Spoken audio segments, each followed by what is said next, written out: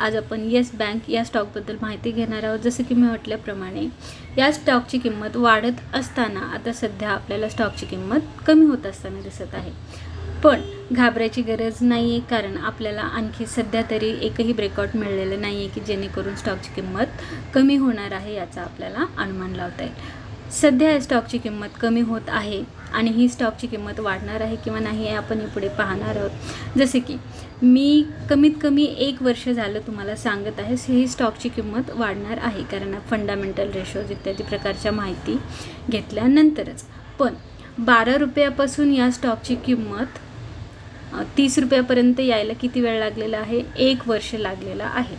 आणि जेव्हा स्टॉकची किंमत म्हणजे स्ट्रगल पिरियड चालू असतो कंपनीचा, तेव्हा अशा प्रकारे स्टॉकची किंमत 20 किंवा 35 रुपयापर्यंत अशा प्रकारे म्हणजे ती स्ट्रगल पिरियड आपल्याला कळतो। इथून स्टॉकची किंमत साइडवेज सध्या चालू आहे, म्हणजे सध्या साइडवेज मार्केट चालू आहे या स्टॉकमध्ये। आपण जसे की निफ्टी बँक निफ्टीमध्ये बोलतो तशा प्रकारे। पण स्टॉकची किंमत वाढणार आहे हे कन्फर्म का आपण हे पुढे पाहणार आहोत। तर सध्या बायर्स सेलर्स अवेलेबल आहेत। स्टॉकची किंमत 30 रुपीजपर्यंत येऊन परत एकदा 24 रुपयापर्यंत आपल्याला बघायला मिळालेली आहे, म्हणजे फर्स्ट टार्गेट अचीव झालेला आहे। तर आता आपण सेकंड, थर्ड, फोर्थ हे टार्गेट अचीव होणार आहे किंवा नाही आपण हे पुढे पाहूया।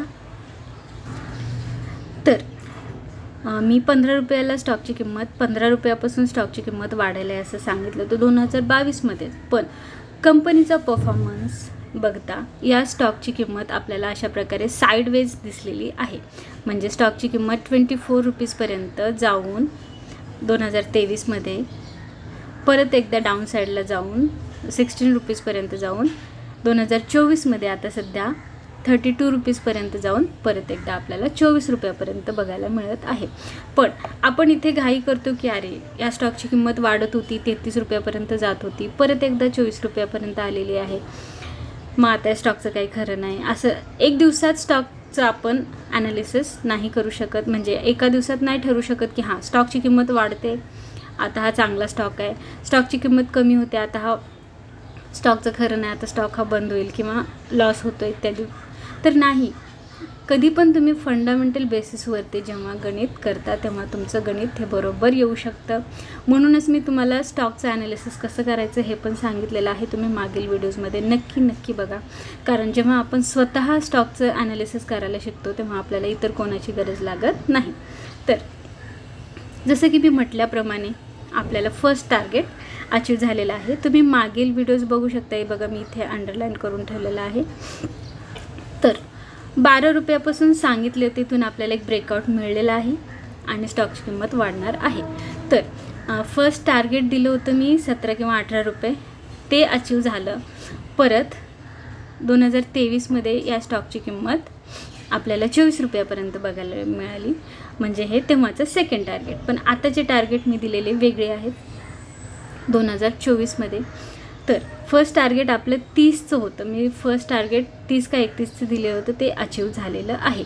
इथून स्टॉकची किंमत कमी होऊ शकते, पण स्टॉक सध्या तरी रिस्की नाही आहे, सध्या तरी लॉस होण्याची शक्यता खूप कमी आहे। तर असं मी अपडेट देतच राहते।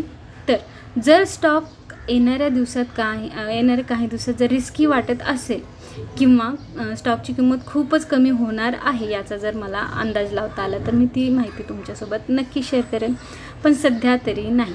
कारण 1 वर्ष झाले या स्टॉकची किंमत 12 रुपयापासून 30 रुपयापर्यंत यायला किती 12 महिने लागलेले आहेत, म्हणजे हा कंपनीचा स्ट्रगल पिरियड होता। पण जेव्हा हा स्ट्रगल पिरियड संपतो तेव्हा स्टॉकची किंमत हाय स्पीडने वाढायला लागते, हे मी तुम्हाला नेहमीच सांगते। जसे की मागील व्हिडिओजमध्ये तुम्ही बघा, मी प्रत्येक स्टॉकबद्दल ही माहिती दिलेली ही नक्की म्हणजे खरीच ठरलेली आहे। काही गोष्टींना वेळ लागतो आणि जेव्हा स्टॉकची किंमत वाढते तेव्हा तुम्हाला मार्केटमध्ये सगळीकडे माहिती मिळते की हां या स्टॉकची किंमत वाढली आहे, या स्टॉकची किंमत वाढलेली आहे, पण तेव्हा त्या स्टॉकची किंमत हायेस्ट होते। जसे की मी तुम्हाला 12 रुपयाला बाय करायला सांगते आणि आता येस बँकची किंमत वाढली समजा 30, 35, 40, आता सध्या तिथूनच ही स्टॉकची किंमत 24 रुपयापर्यंत आलेली आहे। तर तुम्ही बघू शकता की येस बँकबद्दल किती सारे व्हिडिओज सगळे लोक बनवत होते। तर आता स्टॉक्सबद्दल कुणी तुम्हाला माहिती देणार नाही, कारण प्रत्येकाला आपलं कंटेंट क्रिएट करायचं असतं म्हणून ते व्हिडिओज बनवतात. मी माहिती द्यायची असेल, माहिती देण्यासारखी असेल तरच व्हिडिओ बनवते, कंटेंट क्रिएट करत नाही. तर तुम्हाला लॉस होऊ नये आणि तुम्हाला मोठा फायदा व्हावा म्हणून हा माझा नेहमी प्रयत्न असतो. म्हणून मी तुम्हाला बॉटमला बाईंग करायला सांगते, जेणेकरून आपला रिस्क खूप कमी असतो आणि प्रॉफिट 100 पटीने वाढतं. तर यासाठी मी तुम्हाला अशा प्रकारे इन्व्हेस्ट करायला सांगते. तर आपण 12 रुपयाला बाय करायला सांगितलं होतं आणि फर्स्ट टार्गेट अचीव झालेलं आहे. तर 32 रुपीजपर्यंत आपल्याला स्टॉकची किंमत वाढून परत कमी होत असताना दिसत आहे. तर हे साईडवेज मार्केट कधीपर्यंत चालतो, जोपर्यंत स्टॉकची किंमत 40 रुपीज, मिनिमम 40 रुपीजपर्यंत किंवा 50 रुपीजपर्यंत जात नाही तोपर्यंत. कारण जेव्हा स्टॉकची किंमत 40च्या वरती जाते तेव्हा कंपनीचा परफॉर्मन्स चांगल्या प्रकारे वाढत असतो, तेव्हा आपल्याला इथे इफेक्ट दिसतो. पण 30 रुपीजच्या अंडर जेव्हा प्राईज असते तेव्हा साईडवेज चालू असतं, म्हणजे कंपनी म्हणजे नो प्रॉफिट नो लॉस अशा प्रकारे गोष्ट चालू असल्यामुळे आपल्याला इथे प्रॉफिट कमी दिसतं. पण फंडामेंटल बेसिसवर किंवा इतर काही गोष्टी असतात त्यानुसार गणित केल्यानंतरच मी तुम्हाला सांगते की हा बेस्ट स्टॉक आहे, लॉंग टर्मसाठी चांगला आहे. जसं की मी तुम्हाला कल्याण ज्वेलर्स वारंवार सांगत होते, हा बेस्ट स्टॉक आहे आणि लॉंग टर्मसाठी खूप चांगला आहे. जर तुम्ही 60 रुपयाला बाय केला असेल तर तुम्ही लकी आहात, कारण येणाऱ्या काही दिवसामध्ये या स्टॉकची किंमत 1000च्या वरती प्लस होत असताना दिसणार आहे. आणि परत PC ज्वेलरबद्दल सुद्धा सांगितलं होतं आणि जेव्हा रिस्क वाढला होता तेव्हासुद्धा सांगितलं होतं. तर मी नेहमी अपडेट देत राहते. जर तुम्ही खूप इन्व्हेस्ट केली असेल तर स्टॉकचं नावसुद्धा मेन्शन करत जा, मी त्याबद्दलसुद्धा ॲनालिसिस करून नक्कीच सांगेन. तर सध्या या स्टॉकची किंमत आपल्याला 24 रुपयापर्यंत दिसत आहे आणि 18 रुपयापर्यंतसुद्धा जाऊ शकते, 20 रुपयापर्यंतसुद्धा जाऊ शकते, कारण हा स्ट्रगल पिरियड आहे.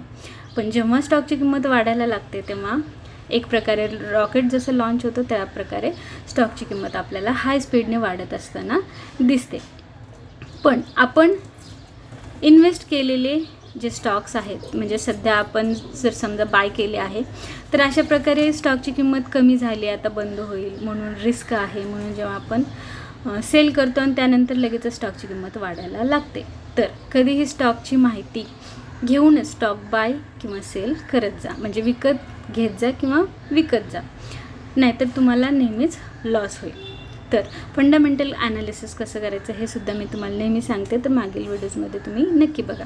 तर आता आपण व्हिडिओकडे जरा लक्ष देऊन ऐका. येस, बँक हा रिस्की आहे किंवा नाही, तर नाही. जर कंपनी म्हणजे बँक बंद व्हायची असती किंवा हा स्टॉक बंद व्हायचा असता तरी जो स्ट्रगल पिरियड चालू होता तेव्हाच हा स्टॉक बंद झाला असता. 500 रुपीजपासून या स्टॉकची किंमत आपल्याला अशा प्रकारे कमी होत असताना दिसलेली आहे. हे बघा,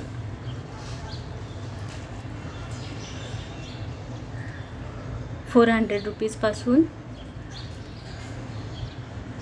हे बघा 12 रुपयापर्यंत आणि 2020 पासून ते 2022 पर्यंत. तर आपल्याला हा स्ट्रगल पिरियड दिसतो इथे. तर 2022 मध्ये मी सांगितलं होतं की आपल्याला इथे एक टार्गेट अचीव झालेलं आहे आणि इथून ब्रेकआउट मिळालेलं आहे. तर तेव्हा आपण इन्व्हेस्ट करणं खूप महत्त्वाचं होतं. तर अशा प्रकारे मी तुम्हाला नेहमी सांगत राहते, येणाऱ्या काही दिवसामध्ये असे स्टॉक्स तुमच्यासाठी नक्कीच घेऊन येईल. कारण एक दिवसामध्ये नाही सांगता येत की हा स्टॉक वाढेल किंवा नाही, त्याकडे खूप लक्ष देऊन ॲनालिसिस करून त्या बेसिसवर सांगणं गरजेचं आहे. तर सध्या या स्टॉकची किंमत आपल्याला 20 रुपये किंवा 18 रुपये 16 रुपयेसुद्धा, कारण हे स्ट्रगल पिरियड आहे, तर इथंपर्यंत कमी जाऊनसुद्धा वाढण्याची शक्यता आहे. कारण फंडामेंटल ॲनालिसिस केल्यानंतर म्हणजे फंडामेंटल खूप स्ट्रॉंग आहे त्यामुळे. तर स्टॉकची किंमत वाढणार आहे नक्की, पण जर येणाऱ्या काही दिवसात जर रिस्की काही गोष्टी वाटल्या तर ते माहिती मी तुम्हाला नक्कीच देईन. पण आता फर्स्ट टार्गेट अचीव झालेलं आहे 30 रुपीज आणि 45 अशा प्रकारे मी सेकंड टार्गेट दिलेलं आहे वाटतं. तर ते तुम्ही येणाऱ्या काही दिवसामध्ये बघू शकता. तर कधीही तुम्ही इन्व्हेस्ट करता तेव्हा लिटिल अमाऊंटमध्ये इन्व्हेस्ट करा, जेणेकरून तुम्हाला पूर्ण पोर्टफोलिओ रिस्की वाटेल असं होऊ नये. म्हणजे जास्ती अमाऊंटमध्ये इन्व्हेस्ट करायचा नाही आहे, लिमिटेड अमाऊंटमध्ये इन्व्हेस्ट करायचं आहे. कारण मी तुम्हाला स्टॉक अशा प्रकारे सांगते की जे तुम्ही 2,000 रुपये जरी इन्व्हेस्ट केले तर त्यामध्ये तुम्हाला 20,000 प्रॉफिट होणार हे नक्कीच आहे, जर मी म्हटल्याप्रमाणे तुम्ही केलात तर. आणि कसं आहे, जेव्हा आपण इन्व्हेस्ट करतो तर तुम्ही कन्फर्म कराच हे आपण नाही सांगू शकत, कारण हे मार्केट आहे, यामध्ये रिस्क खूप जास्ती असतो, 1% चान्स असतो.